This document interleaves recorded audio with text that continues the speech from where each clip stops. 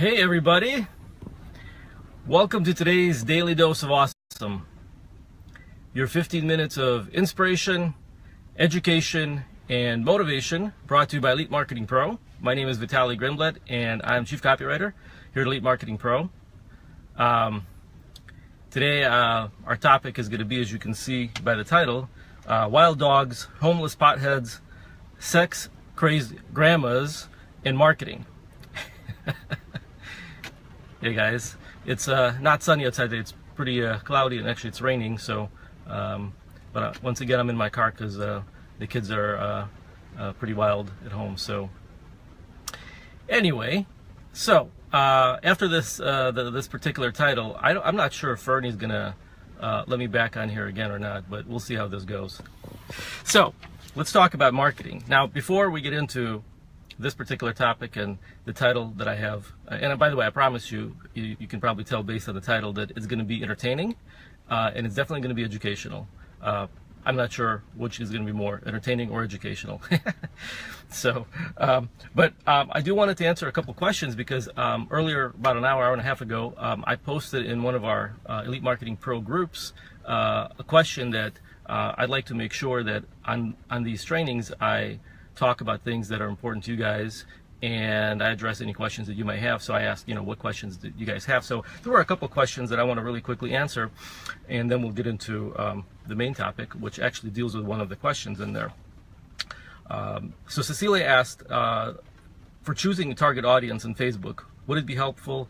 What would be helpful for choosing a target audience, as well as a question on retargeting and lookalike audiences? So I'm going to defer that to Matt Barron, who is our traffic expert. He can talk to you more about retargeting and lookalike audiences, and we have plenty of training on that. But I do want to, or I'm going to leave that until he comes on and does a daily dose of awesome, where he can expand more on that. But I do want to really quickly address the question about targets on Facebook. And Matt actually jumped in and said, if you created your customer avatar, and really, in order for you to choose the right target, you have to know who your customer is, right? You have to know who your customer, or you have to have that perfect customer avatar and understand who your audience is.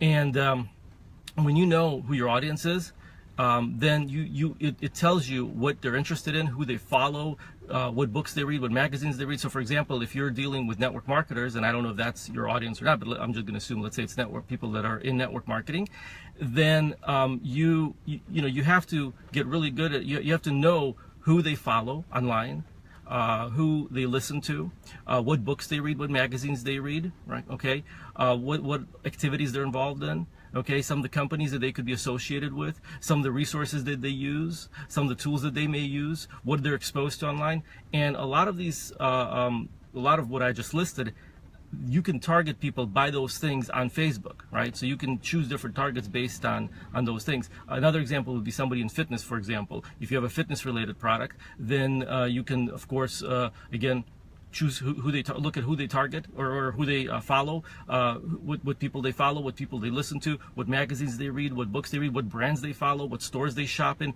This will give you an idea of who you can target, or which brands, interests, which kind of targets that you can go after on Facebook to attract that right audience to. So that's kind of the big picture of how you would target on Facebook. But of course, you can get more in depth, and we have quite a bit of training on that. Another question was from Jenny about how many emails you should send for a product before assuming they're not interested. And I'm going to come back to that question because actually that's going to deal with what I want to talk about today. So Jenny, I'm going to come back to that in just a second. Katrina asks, you mentioned a couple of books in the Email Profit Machine course, which we have. Would you mention them again, plus the one where you can get different variations for a boring word? So this is a great question because I don't remember exactly which book I mentioned. I think it was The Ultimate Sales Letter by Dan Kennedy. That's one I always recommend. And there's another one called The Adweek by Joe Sugarman. Okay, so those two I always recommend. But also, as far as the boring words, the one you're probably referring to is Words That Sell. That's the name of the book, Words That Sell. So it's basically a reference book that I use to look up different words, because the question was, how would you find words, different variations for a boring word? So if you are trying to say something in your email or in your ad copy, and you want to make sure that you don't sound redundant, so you don't use the same word over and over and over again.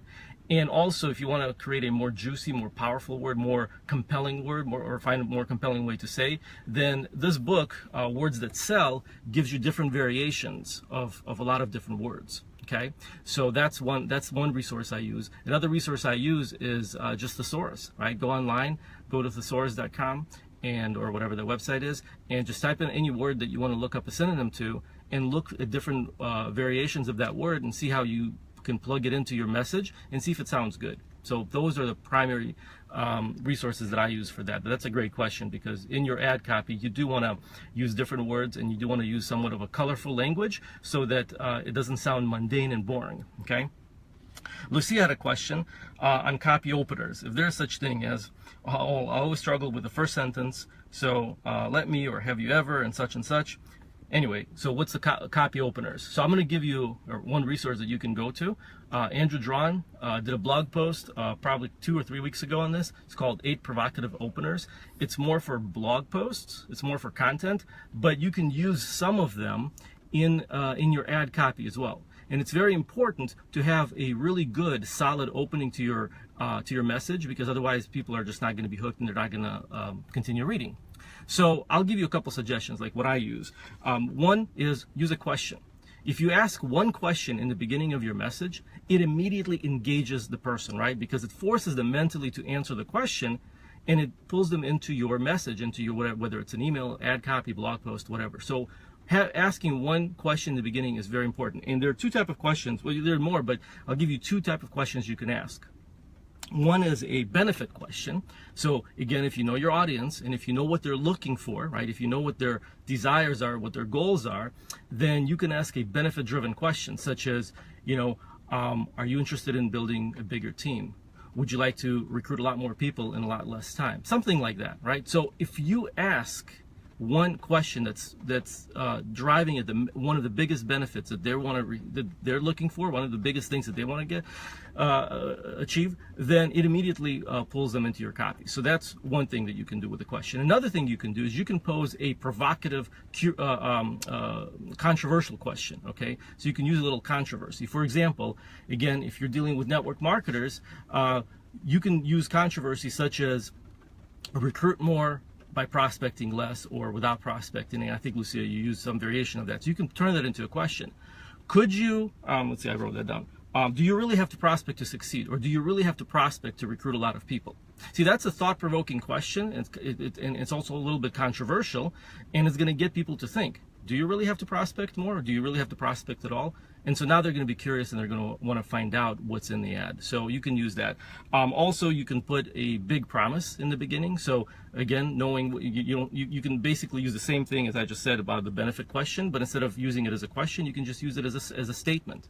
Okay, so you can just simply make a big promise in the first sentence of your ad, like you're about to discover how to whatever, right? Or something along those lines. Or here's how to recruit a lot more people. Here's how to build a big team. Here's how to whatever their benefit is. And those are my immediate go-to questions or openers that I use. Okay, so hopefully that helps. And Lucia says, yes, exactly that one I got. Perfect. All right, so now let's talk about the title of this Daily Dose of Awesome, and I want to make sure that I answer Jenny's question. So Jenny's question was, how many emails should you send for a product before assuming they're not interested? And the reason I saved yours for last, because email is one of my favorite topics, and I want to expand on that a little bit. So here's my take on it. My assumption is that they're always going to be interested, okay? I don't assume that they're never going to be interested unless they unsubscribe. Because if they opted into your list to receive information about, let's say, recruiting, right? Prospecting, or not prospecting, but recruiting, building a team, about network marketing, about growing their business, making more money with network marketing. If they opted in for that information and you have a product that solves that problem, you have a product that deals with that, then how could they not be interested? They opted in for that, right? So it's not that they're not interested in the product. It's that, yeah, Jenny, save the best for last, exactly. So, it's not that they're not interested in the product, okay? It's that the timing may be not right in their life. Maybe that particular person is just a freebie seeker. They're never going to buy anything, and there are obviously people like that. Or maybe for whatever reason, they're skeptical, they haven't seen enough, they haven't heard enough, they haven't been convinced that this is the product for them, right? Maybe they don't have that trust with you just yet. Maybe they don't trust everything you're saying. So whatever those reasons are, the solution to that is just to keep marketing to them, but keep marketing to them in a way that doesn't bore them and that they don't get tired of, right? Because if you keep saying the same thing over and over and over again, then they're going to tune you out, right? Who wants to watch the same, like when you watch TV series or something, like I don't watch much TV, but if you watch different shows, every episode is different, right? And the reason it's engaging and entertaining is because it's different and you don't know what's coming up next, okay? And that's what keeps you interested in watching that TV show or listening to a specific radio talk show host, right? So you want to use variety and entertainment, a little bit of entertainment in your emails and in your daily communication, whether it's a blog post, whether it's an email, whether it's a Facebook Live. You want to keep it engaging and entertaining. And that's how you keep them interested in your message, but you always come back to, obviously your product and what's in it for them and how it can benefit them. So I want to give you, a few ideas that you guys can use because I know a lot of people get stuck with, okay, well, I'm promoting this product and I've sent 3 emails or 5 emails or 10 emails telling about all the benefits. What else can I sell? What else can I tell these people? Like how many times can I tell them the same thing about, the same benefit? Well, you don't tell them the same thing. Here's what you can do, and you can use example. You can do what we do, and you can use our emails as examples to model from. So here's how I come up with, or here's where I get ideas for emails, basically promoting same products, but using different stories and different ways that I engage with people. Okay, here's one. This is the obvious one, but tips. Send people tips. So again, when you know who your audience is and when you know what they're interested in, just by sending them tips on how they can improve, how they can solve a problem, how they can get better at something. And again, if you're dealing with network marketers, you should have a long list of things that they're interested in, so you can send them tips all day long. So that's one thing that you can do, and I know some people do that, okay? But that's not as entertaining as some of the other stuff that I'm going to tell you right now. So another thing, and I have to keep notes because otherwise I'll forget, family and kids, right? So you can talk about in your emails about family and kids, and I'll give you 3 specific examples. Family, kids. You can talk about your pets, okay? You can talk about work. You can talk about something from your past. You can talk about your neighbors, okay? You can talk about relatives. You can talk about something that's going on in the news right now or at some point. So there's always something happening in the news, good or bad, and you can tap into that, right? Because it's kind of top of mind awareness. If it's in the news, most likely they've heard it, they're thinking about it. So if you mention it, you can leverage that. And I'm not saying to leverage anything negative, like I know there's, stuff is happening right now in Barcelona and all of that, and that's not what I'm talking about. But I'm just talking about stuff that, where there's not tragedy involved and stuff like that, or terrorist attacks. But there's always stuff in the news that you can use, okay? And you don't have to go too far with it. History, okay, you can always tap into history. You can use holidays, so anytime there's a holiday, big holidays, small holidays, there's a tequila day, there's a grandma's day, there's all kinds of stuff around the world, weird holidays, obscure holidays, sometimes holidays people don't even know about, Cheesecake Day, Chocolate Day, you can always tap and use those. And just stuff that happens to you every single day, which is one of my favorites because, believe it or not, even if you don't think you have a very exciting life, there's stuff that happens in your life that you could use for your emails. So I want to give you 3 really quick and very specific examples from our emails. Okay, actually I'm gonna give you 2. The third one is not mine, but it's so good that you're gonna have to hunt down that email or find the author and see if he'll reveal it to you. How's that for a hook? So, wild dogs, homeless potheads, and sex-crazed grandmas. So a few years ago, I opened the garage door and I see that my dog, who was outside, is sitting there in the corner doing something, and I see eggshells and I see salmon that I just bought, kind of all over the place, and egg yolk is the fridge we have a refrigerator in the garage, and the fridge door is open, and I see egg yolk just dropping from one shelf to another. It's a mess. It's obvious that the dog got into the garage, and my daughter, who was I think she was about 9 years old at the time, so this was a few years back, maybe 10 years old. She was playing outside with her friends, And I'm asking her, Alexis, well, what's going on? What happened? She goes, I don't know. Well, I know exactly what happened. She went into the freezer and she took some popsicles for herself and her friends, and she probably shut the freezer really hard, which opened the bottom part of the fridge and left a little opening, which is enough for a dog to get into, as I'm assuming that's what happened.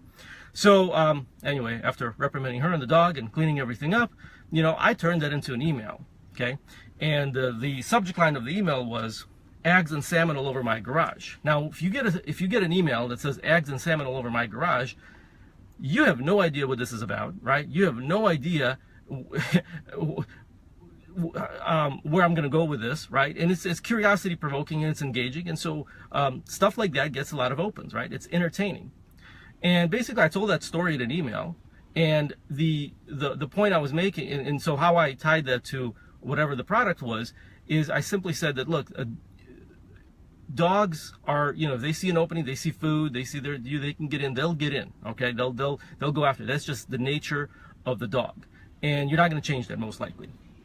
And just like dogs, just like that's a dog's nature to do that kind of stuff, people also have a nature, and they tend to do certain things. And when you understand and I don't remember the email, this is like several years ago, but I said something to the effect of, when you understand what makes people tick and why people do what they do, then you can get really good results in marketing, right? And so I made that transition. That's the entire transition. And then basically whatever marketing product you have, or even a blog post about marketing, or a video about marketing that you want to get people to see, that's related to psychology and human behavior or marketing, you can easily tie that story to that kind of a promotion, okay? It's really as simple as that. It's just, you have to train your mind to make connections between everyday unrelated stuff like eggs and salmon all over my garage and marketing. And that's the challenge, is being able to see that kind of stuff. So another example, a few years ago, thank you, Jenny. So a few years ago, my wife and I, we went to Traverse City, which is up north Michigan, and there are a lot of vineyards there. And one of the vineyards that we went to, one of the wineries, is called Ciccone Vineyard, which is actually owned by Madonna's family. That's her maiden name. Or her real last name, I should say, is Ciccone.